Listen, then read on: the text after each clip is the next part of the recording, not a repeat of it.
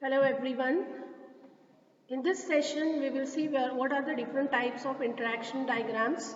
So as I said, interaction diagrams are used to show the behavior of objects in a software. They will show us the relationship from one module to another module and how these modules are going to interact with the help of objects and how these objects are going to behave at the time of exchanging the information. So sequence diagrams plays very major role when it comes to the interaction and to demonstrate the behavior of objects.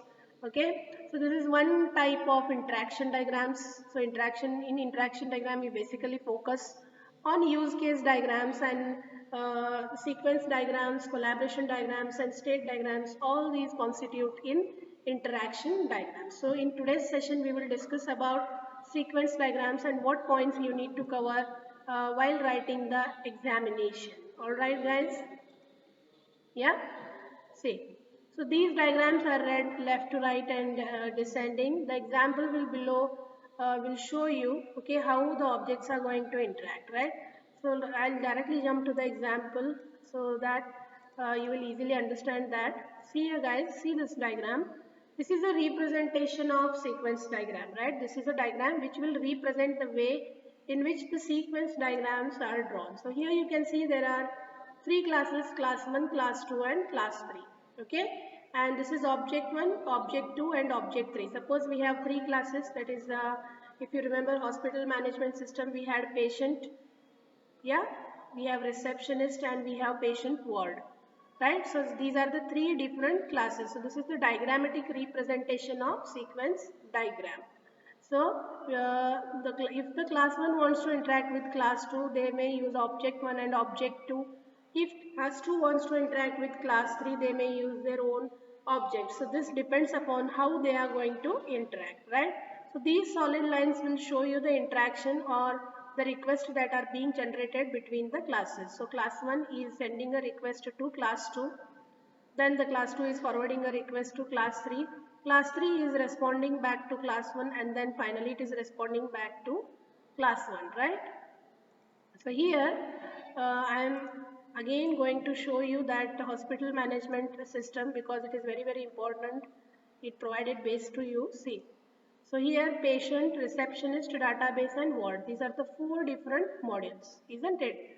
So these are the dotted lines which will indicate the lifeline of the or the objects when they are generated to the related classes. Okay, and this will show when the objects are active, right?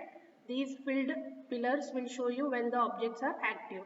These solid lines will show you the request and dotted lines will show you the response. So guys, in this hospital management case study already I have explained to you what is exactly going to happen here. Okay, so you can refer that case study for more details, right?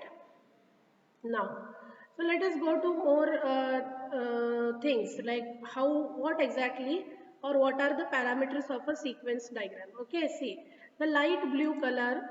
Okay, so where we are using this light blue color, what does it indicates? Right, the light blue vertical rectangles indicates the object activation.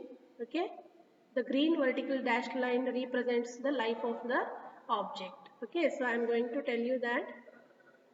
Then it also shows the conditions for message to be sent to another object. The condition is listed between brackets next to the message. Okay, so in this way you are going to pass a condition, right? So let us go to the diagram here, so you will get to know.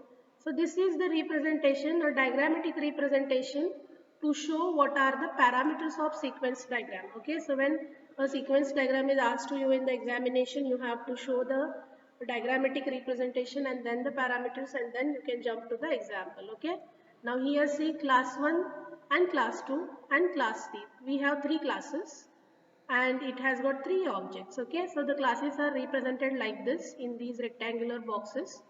Okay, then these green dotted lines, will indicate okay the lifetime of the objects and the control of the object. Okay, whereas this blue field will indicate what when the objects are active. This blue fields will indicate where the objects are active. Okay, so these green areas will indicate the lifetime or the control of an object. Okay, now here you can see that class 1 is making request to class 2 through the message.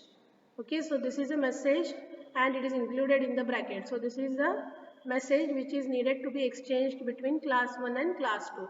So here you can see that there is one condition when it comes to class 2. Okay, then class 2 is interacting with class 3 with the help of message 2.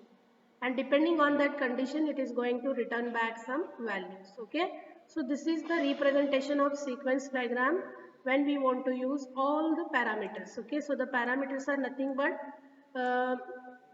what parameters exactly mean here. So the parameters are nothing but there is a difference in between these solid fills and dotted fills. Okay, so these are the representations. So what you see here, these are the representation of parameters. So these parameters you have to explain. Okay, the first diagram you have to draw, along with that the second diagram also you need to draw, which will show the explanation of these parameters.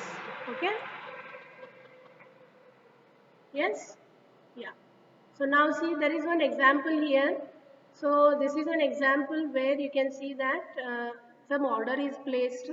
We are going to place an order and then the item is delivered, right? So here when an order is placed, suppose order entry window is there, that the customer is going to enter the order is prepared, okay, the order is placed, and the order module will check whether that order is available or it is in the stock or not. If it is in the stock, then it will deliver it. Okay, otherwise it is going to respond back that the item is not available, isn't it? So this is one representation of showing or placing an order, right? Now here you can see the more detailed diagram for placing the order.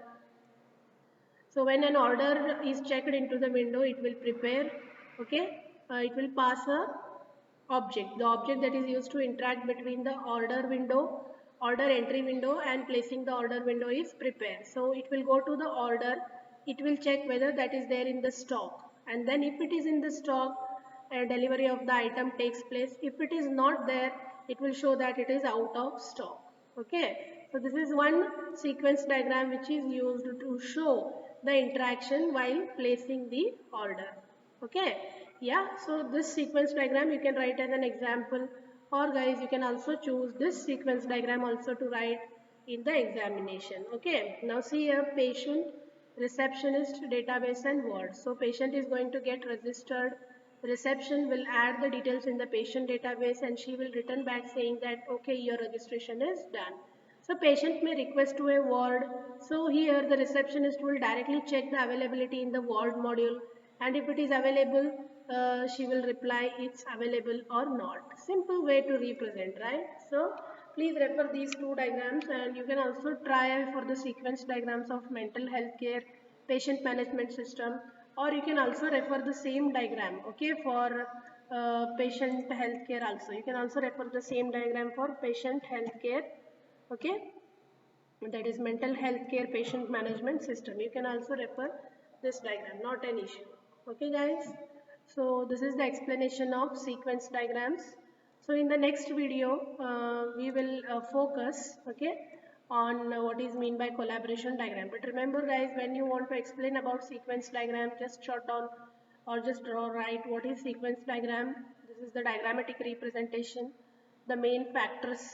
Okay, then one more example to show the interaction with the help of messages, and then you can write any one example. This is an example for placing the order. All right, see you in the next session.